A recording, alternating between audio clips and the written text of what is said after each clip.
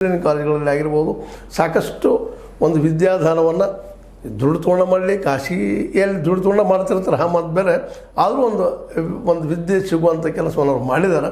ಹೀಗಾಗಿ ಎಲ್ಲ ದೃಷ್ಟಿಗಳು ಜಾರಕಿಹೊಳಿಯವರಕ್ಕಿಂತಲೂ ಒಂದು ಹೆಜ್ಜೆ ಮೇಲೆ ಮುಂದಿದ್ದಾರೆ. ಅದಕ್ಕೆ ಅವರು ಹೊಡಿಸಲಾಗಿ ಮಾಡಿದ್ದಾರೆ. ಮೋಸ್ಟ್ಲಿ DKಶಿ ಅವ್ರಿಗೆ ಸತೀಶ್ ಅವ್ರನ್ನ ಬದಿಗೆ ಸರಿಸೋದು ಇವತ್ತಿನ ದಿನದ ದೊಡ್ಡದಲ್ಲ.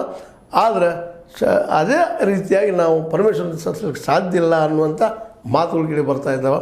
ಹೀಗಾಗಿ ಈ ಒಂದು ಸೂಕ್ಷ್ಮ ಅರಿತಿರುವಂಥ ನಮ್ಮ ಕುಮಾರಸ್ವಾಮಿಗಳು ಮತ್ತು ಈಗಾಗಲೇ ನಮ್ಮ ರಮೇಶ್ ಜಾರಕಿಹೊಳಿ ಅವರಾಗಿರ್ಬೋದು, ಸತೀಶ್ ಅವರಾಗಿರ್ಬೋದು, ಈ ನಮ್ಮ ಮೊದಲು JDS ಅಲ್ಲಿ ಇದ್ದರು ನಮ್ಮ ಸತೀಶ್ ಅವರು.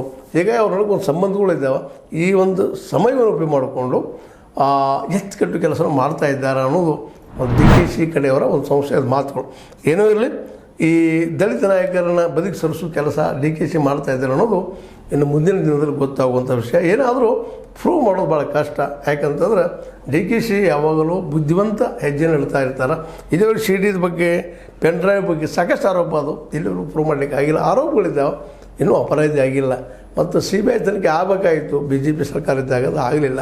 ಈಗ ಆಗಬೇಕಾದ್ರೆ CBIದು ಸ್ಟೇಟ್ ಗೌರ್ಮೆಂಟ್ ಪರ್ಮಿಷನ್ ಬೇಕಾಗ್ತದೆ. ಅಲ್ಲ ಕಷ್ಟದ ಕೆಲಸ ಅಂತ ಹೇಳ್ತಾ ಏನೋ ಆಗಲಿ, HD ಕುಮಾರಸ್ವಾಮಿ ಮಾಡಿದ್ದ ಆರೋಪ ಅದನ್ನು ಒಂದು ಸ್ವಲ್ಪ ಸಂಶಯ ನೋಡುವಂಥದ್ದು ಎಲ್ಲರಿಗೂ ಬಂದೇ ಬರ್ತದೆ ಅನ್ನುವಂಥ ಮಾತು ಹೇಳ್ತಾ HDK ಅವ್ರು ಹೇಳಿದಂಗೆ ದಲಿತ ನಾಯಕ ಪರಮೇಶ್ವರನ ಮುಗಿಸುವ ತಂತ್ರನ ಇದು DKಶಿಯಿಂದ ಪ್ರಶ್ನೆ ಆಗ್ಯದ.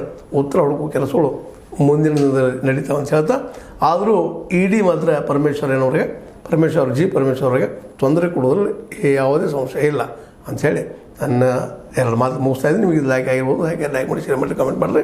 ಜೊತೆ ಸಬ್ಸ್ಕ್ರೈಬ್ ನಿಲ್ಲಿಸಬೇಡ್ರಿ. H16 ನ್ಯೂಸ್ ಅರ್ಥಾತ್ ಹೇ ಸೀತಾರಾಮ ಸತ್ಯದ ಕೈಗೆ ನೋಡಿ ವಂದನೆಗಳು.